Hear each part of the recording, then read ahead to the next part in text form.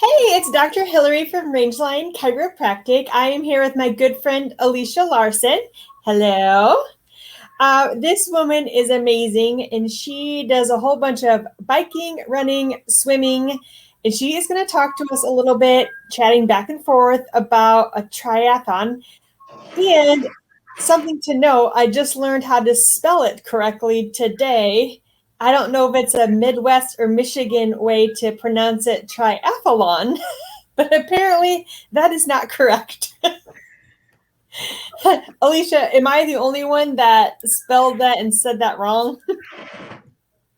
I've never thought of that, honestly. I am like just shocked today that I just learned how to spell that correctly. And I just can't get over it that I think I've been pronouncing it wrong my entire life. So, Well, is it potato or potato? I don't know. I'm so confused now. And I hate to be on this live chat and not know how to say something correctly. But how long have you been involved? Well, I'm just starting my 9th season. So, yes. Only 9 seasons. Okay, tell us how you started, because I think that there's probably some people out there that are thinking like, I could never do this, or they don't know anything about it. Like what motivated you to start? Well, I was a runner. I got into running soon after graduated from college. And so I started doing running races, half marathons and marathons. And then I picked up swimming when I got injured with my between my third and fourth child. And so, I'd done summer swim league. So I was nothing like too big into it. I was like, oh, so I picked up summer swim league, or I was swimming when I was a little girl. And then when I started swimming, like once a week, just to have my off day, kind of a rest day from running. And my brother-in-law, I remember specifically my husband's brother would say, Alysia, well, when are you going to do triathlons? And I'm like, oh, well, maybe when the kids get into school, all the kids, because we have 5 kids. So the youngest, I slowly got into, I got a good bike when I was pregnant with my 5th kid. And I was 4 months pregnant and in Seattle. And I was like, there is no way I'm going to take my bike, endanger me or my child or anyone on those streets in Seattle. So I would, my husband finally was like, well, I'm going to get you a trainer so you can actually use your bike. And so that's a trainer is just something you put your back wheel on, and then you can pedal and you do workouts. So he got rid of our indoor spin bike and got this trainer for me. And so I was like, okay, I have to use it. Well, when we moved here to Indianapolis in 2013, I saw all these cyclists going up and down our road. And I was like, oh, this was before our moving truck even got here. And I was like, give me my bike. I want my bike. And then I got my bike, but I didn't have a pool pass at the time. I was kind of being super frugal. And so whenever I got the chance to sort of swim, I would swim. But we moved here in June. And then in August, I did my first triathlon. And it was like Fit Fest at Forest Park in Noblesville. Okay. And I was like, I did not know anything about swim. So it was in a pool. So I felt comfortable. Okay, I could do it in pool. And as I was swimming, I'm like, wow, this is kind of harder than I thought it would be, kind of longer.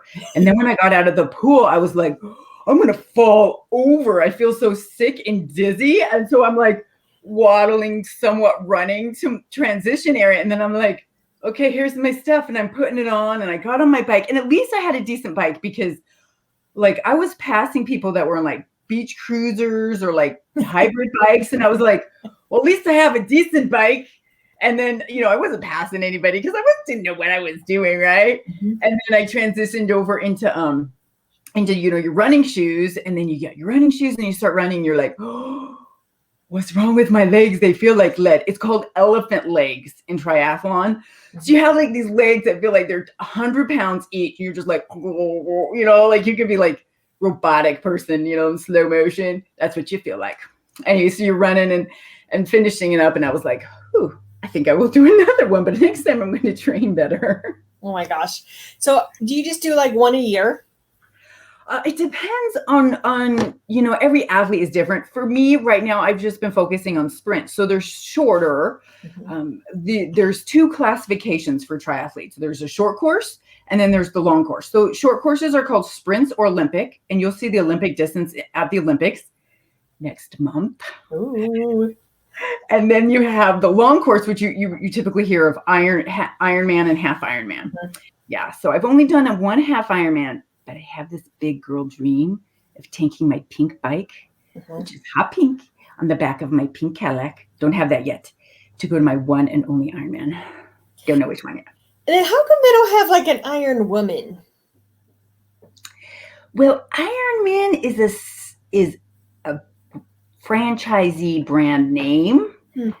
That would be a good question. Do you know the history between about why triathletes got started and Ironman got started? No, but I would love to hear it. Okay, so in Southern California, in San Diego area. Okay, those Californians. Let me just talk about like fitness junkies. Like there could be groupies for food and stuff. They are like total fitness junkies. So there's these guys sitting around going, wouldn't it be cool if we could like do like 100+ mile bike ride? Okay, so 100-mile bike ride is huge. Mm-hmm. Well, let's do like 110-mile bike ride. Ooh, and then do a marathon after that. Oh, we should start with like a mile, like a almost 3 mile, like 2.5 mile swim. So these are guys like Navy SEAL guys thinking this up, right? Yeah.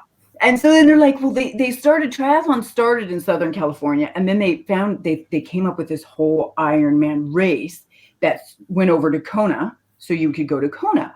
Well, then Kona had like a limit of how many people could come. So the big thing in Ironman, if you hear anybody who's qualified for Kona, that's like a Boston qualified.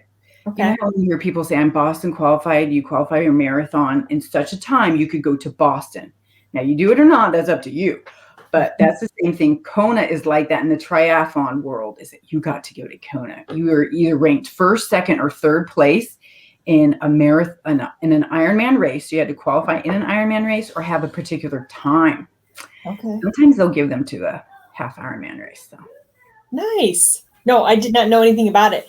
And to be honest, I didn't know that you always did the swim first and then the bike and then the run.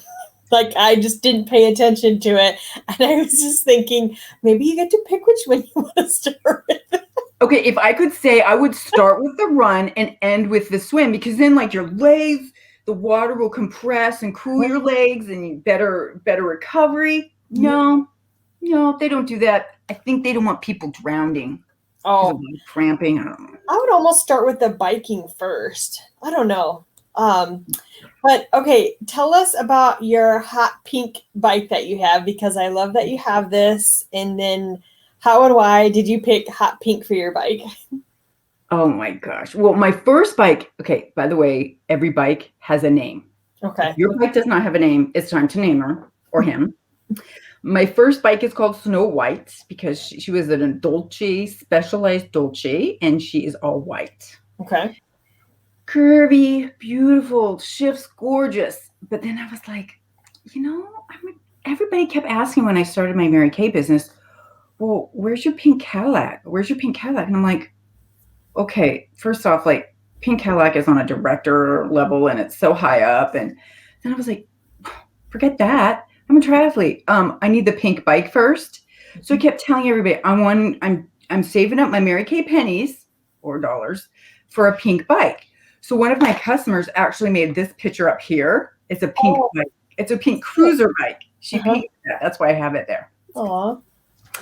So I figured out that if I could, so I've been saving up, and I figured out it was almost like this time a couple years ago, I was like, if I could do 100 facials, I could save up enough money to get that pink bike. Sure enough, now the pink bike, the only pink bike I could find was a Quintana Roo, and it's called a PR5, but it's a triathlete bike. And the triathlete bikes are a little bit different than road bikes because the back tire is a little closer, so it's less wear and tear on the leg. Okay. And you do have already built-in aero bars. And so the aero bars just help you rest a little bit as you go, and you can get more of an aerodynamic position. Okay. So yes, I found this hot pink one, named him Ash. Now it's a boy bike. Okay. The reason it's a boy bike is because a good Mary Kay director is on the back of a good man. So my good man, after Mary Kay, Ash. So that's why it's Ash. But the great man is my husband. Oh. I love that you set the goal and you got your pink bike. I knew at least why you had the pink bike because we had talked about it before, but I love the story. Um, so you're in training now. What does like a typical week look like for you for like running, biking, and do you swim every week? Well, that depends on your distance. So right now, because I am only doing sprint, there's a rule of thumb that you really want, if you do an exercise once a week or twice a week, you're maintaining your fitness. But Okay. if you really want to see progress, you want to do it 2 to 4 or even 5 times a week. Okay. So it depends. Like yesterday was a bike and a swim. Today, because I have a race on Saturday, I didn't lift, but today was a run. And tomorrow will be a bike and swim. And then Thursday, and tomorrow I practice transitions. Oh, I should tell you how I practice these. Okay. So I alternate. I do lifting at least twice a week, swims at least 2 to 3 times a week, and then biking. I try to shoot for 4 times a week. That's One amazing. But yeah, and my distances are really short. When people are like, "Oh, that looks like so big" and stuff, you're like, "Dude, it's only like a half an hour in the pool. Like really, you just get in and you get out and you barely get wet." But the idea is instead of doing these long workouts of an hour, Mm-hmm. keep them shorter and segmented for the short course. For long course, like the guy in the pool next to me, he's like, "I have 2,600 meters," and I'm like, "Yeah," and you are. No, he was in my lane yesterday. I was like, "Yeah," and you are a wave maker. He was slashed. I'm like, "Holy cow! I'm really practicing open water swim in the pool." He's just helping you out for the live action. I know. You're like, I don't ever want to be in a pool with Alysia because she's going to judge me. Like the other lady in the lane next to me, I was like, she was dragging quite a bit. She's like, "Well, I'm doing Ironman this and Ironman that," and I'm like, "You crazy long coursers." And then I was like, but she was like dragging, like her legs were dragging. She was still kicking. She's like, "I'm an average swimmer." And I'm like, "Yeah, have you ever thought of engaging your core to bring your legs up and you can actually go faster?" And she's like, "Really? I have a good core." And I'm like, "Yeah, use it." Aww. I didn't tell You that judge to her. people swimming like I judge people's posture. Yes, probably. Okay, so we got the swimming, the biking, the running every week. And then so as a chiropractor, I want to know how often do you get adjusted? Because we know how important that is for you. Absolutely once a month Nice. at minimum. Mm-hmm. I was having trouble with my hips. And, this is a common thing in women athletes is to have hip issues. Mm-hmm. And in fact, I'd always keep finding myself running. And even before being a triathlete, as a runner, and then I would get these injuries. And I'm like, why do they feel like they come out of the blue? And they really hadn't. They had just been things. And I've been seeing chiropractor since, let me see, before baby number 4, but getting adjusted because my hip alignment was off. Come to find out that when I was a little girl in a swimming pool, I had hit the back of my head on the side of a pool and had crushed some vertebrae. So yeah, I don't remember that until my dad reminded me of that when I said that my x-ray had showed that it had some deterioration. Mm-hmm. But absolutely, like it's like a tune-up, like your car, you want oil change, but it's even more important than like the oil change. It's like a car wash. Like you want to do it. And if you don't keep up on it, man. I think that's probably why all the top athletes have a chiropractor, and like that they travel to the Olympics with them and everything. Like, I think it's just a must, really, Don't Mm-hmm. you agree? Mm-hmm. Well, going to the chiropractor is more important than seeing my PT, my physical therapist. Like if I have an injury, I'll go see him. Mm-hmm. But chiropractor, Mm-hmm. totally weight and gold. Go to a chiropractor when you're in Seattle, or was that when you moved to Indiana? No, even before when I lived in Yakima, Washington, Okay. I started going on a regular basis to that chiropractor because that hip issue started happening when I was in my early to mid 30s. Okay. And there was a correlation actually to now that I have made a correlation to food and lack of nutrition. Women athletes have an issue called REDS that can have actually started it then, but yeah. I've never heard of REDS. Can you explain that real quick? Okay, I don't remember what the acronym stands for, but it means that women that are malnourished, well, it can influence a woman's menstruating cycles as well, but it will cause the main symptoms. You'll hear it in the hips.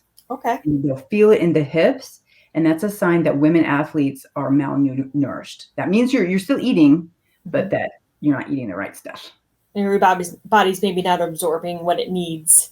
That's Mhm. interesting. I will look that up later, Reds. I don't have a lot of top athletes, so I need to know all this lingo. And I've already learned some new things about the Ironman and all your training schedules now. So when we meet again, you got to try this triathlon transition. All right, tell me about this transition. Okay, so you know how I was describing my first triathlon experience, getting out of the pool and you're feeling like I was going to throw up or I was going to pass out.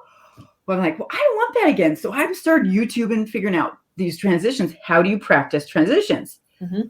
Well, this is how Alysia does it. If I have a kid available, they're standing there with the hose spraying me, and I have my swim cap on in my head, and I'm doing 10 push-ups, right? So you're getting the blood flow to your arms. Okay. And then once you stand up, you start spinning 10 times, okay? So you're spinning, you're just turn around. And then you run to wherever you have your little transition, your things, your shoes and stuff. You run to it, or kind of like you're drunk kind of person running to it.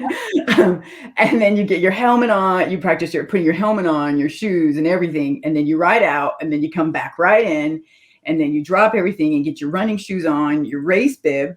Usually they have a race belt, or less experienced triathletes will just pin their race bib on their shirt and then just put their shirt on. But I used to do like that. I would shoot to like 4 or 5 times. Then I wondered why I was so sick at night. Like after doing that, and I'm like, I have to limit it to 3. I can only do 3 of the spins because I just have this like vertigo issue, I guess. I can't even do roller coasters. That's cool. I feel like you should do a video of this, and like people should do these like tests at home. It would be like the newest thing. Like forget slush buckets. We're doing these transition videos. Be like, what? Yeah. And like the mess ups of trying to get your feet in the pedals and clipped in and all of that stuff. Oh yeah. That's where you work it out and you get it to a fine art. Nice. Okay. So in your downtime of all this training, in spinning in circles, tell me about Mary Kay and how long you've been doing Mary Kay and how that's helped. Well, we know it's contributing because you got the pink bike, but tell me a little bit more about Mary Kay and why it is that you do it. I do it for the diamonds. Yes. I'm just kidding. Well, no, I'm not really kidding. Like I do it for the bikes. Oh, that too. Mm-hmm. Well, I found that I started seeing myself, I had my first injury when I was 29 from running, and it was just plantar fasciitis, so not too horrible. But I found like as I got older, I'm like, I can only push my body so much, and my body's kind of breaking down faster and sooner. And I thought, okay, well, I'll transition to triathlons. Well, then I was like, well, by the time I was 39, I was kind of like, my body's not going to hold up forever. But I have this mindset. I love to hike mountains. If it's the mountain of a physical mountain to hike, or if it's a mountain of doing a marathon or a half marathon or a triathlon, that I couldn't accomplish that physically when I'm into my later years. I won't say how much older. Yeah. So I thought, okay, so what can I do to challenge myself? And then I was reminded about Mary Kay and the opportunity to, I could like challenge myself, like being on quarter sales and get those diamond rings or quarter sharing, or, they have those different milestones that are really big mountains to climb into, or elephants to eat off of. And your next big milestone is the pink Cadillac that I know that you're working towards. And you do so well at selling and connecting with women, because I'm around you a lot of times with our networking group, our mompreneur group that we are in together. And I just love your passion and how much you love us and other women. I mean, people in general, but So it's no wonder that you do so well at selling Mary Kay, because you probably don't even think of it as a job because you love it so much. Well, when you have great customers, it's not a job, it's playtime. Mm-hmm. Yep. And you always look so beautiful. Everyone, she's always looking so beautiful like this with her hair and makeup and jewelry. Anywhere you guys would meet her, except maybe in the pool, she would be looking 100% every time. Well, the funny thing is I like to warm chatter. Mary Kay, that's what we call it, just talking to people and get to know people. And I have a lot of customers from the gym, and they saw me with no makeup on, and they still like me. I believe it. It's not just about your makeup, it's your personality. You are wonderful.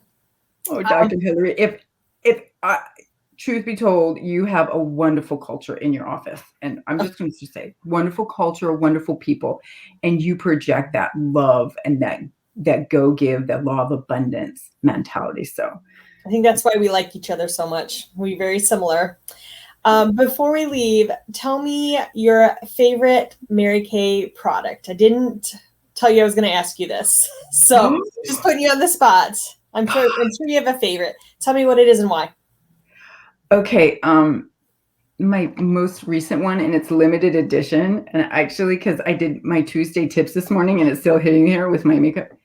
I like this brush organizer. Okay, Yeah.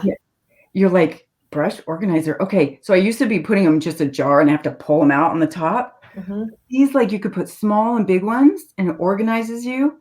But my real truth about this, it's expandable. You can put more brushes and he won't know.